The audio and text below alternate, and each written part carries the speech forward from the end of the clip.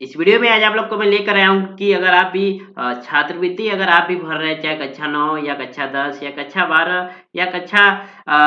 11 के आप किसी भी स्कॉलरशिप को आप आवेदन कर रहे हैं, मगर आवेदन करने के बाद आपका क्या हो रहा है कि एनपीसीआई के सर्वर पे जाकर के आपका क्या है कि अभी तक टिक नहीं लगा है और आपका स्टेटस शो क्या कर रहा है कि आपका पेंडिंग शो कर रहा है। तो एनपीसीआई सर्वर क्या होता है और एनपीसीआई को आप कैसे एक्टिवेट करेंगे और एनपीसीआई कब लागू होगा आपके स्कॉलरशिप पोर्टल में, तो इन सारी समस्याओं का समाधान आपको इस वीडियो में आप लोग को मैं लेकर आया हूँ। Hello, welcome back. मेरा नाम है विष्णु कुमार और आपका बाहो एजुकेशन चैनल में आपका एक बार फिर से स्वागत करता हूँ। तो अगर आप मेरे चैनल पर नए हैं तो मेरे चैनल को इस तरह सब्सक्राइब करके बेल आइकन को दबा लीजिए ताकि मैं कोई भी कंप्यूटर से रिलेटेड या इस तरह से रिलेटेड कोई भी वीडियो लेकर आऊँ तो आप लोग को एक नोटिफिकेशन के माध्यम से आप लोग को सबसे पहले मिल सके। तो ज़्यादा समय आप लोग को मैं नहीं लेना चाहता हूँ, चलिए वीडियो को स्टार्ट करते हैं। तो सबसे पहले आप यहाँ पे अपने स्कॉलरशिप को यहाँ पे लॉगिन करने के बाद आप जैसे ही एनपीसीआई के सत्यापन हेतु आप यहाँ पे क्लिक कर रहे हैं तो आपका इस तरह का इंटरफेस आपके सामने ओपन हो रहा है और यहाँ पे आपका क्या हो रहा है कि इस तरह का स्टेटस आपका यहाँ पे भी आपका क्या हो रहा है कि शो हो रहा है। यहाँ पे देखिए आपका इस तरह का स्टेटस शो हो रहा है कि status not receive from NPCI server, check the date, यानी ये आज का डेट दिखा रहा है क्योंकि हम अभी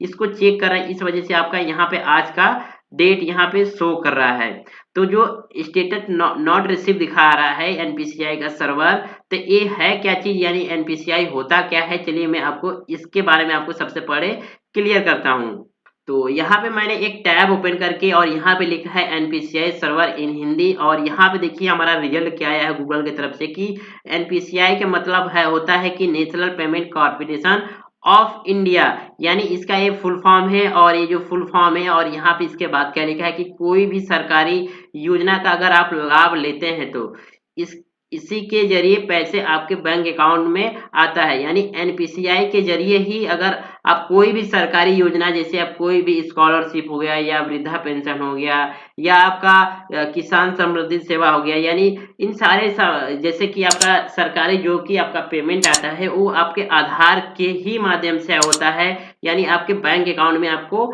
ट्रांसफर करते हैं। और यहाँ पे क्या लिखा हुआ है कि इसी को आधार से लिंक करवाना पड़ता है। तो ये लिखा है कि आधार से जो लिंक करवाना पड़ता है, तो लिंक करवाने के लिए आपको क्या करना होगा कि लिखा है कि और फिर अकाउंट को आधार से लिंक करवाना चाहिए। तो आपका देखिए जो एनपीसीआई का जो सर्वर है, अगर आपका आधार से अभी तक लिंक नहीं है और लिंक कैसे होगा और कहाँ जाना होगा, तो जो लिखा है कि आधार से जो लिंक करवाना होगा, तो जो आपका बैंक होगा अगर आपका लिंक है तो आपको कोई घबराने की ज़रूरत नहीं है। अगर अभी तक आपका लिंक नहीं है आधार कार्ड से, यानी एनपीसीआई का सर्वर अभी तक आपका लिंक नहीं है, तो आपको क्या करना है कि अपने जिस भी बैंक अकाउंट, यानी जिस भी आप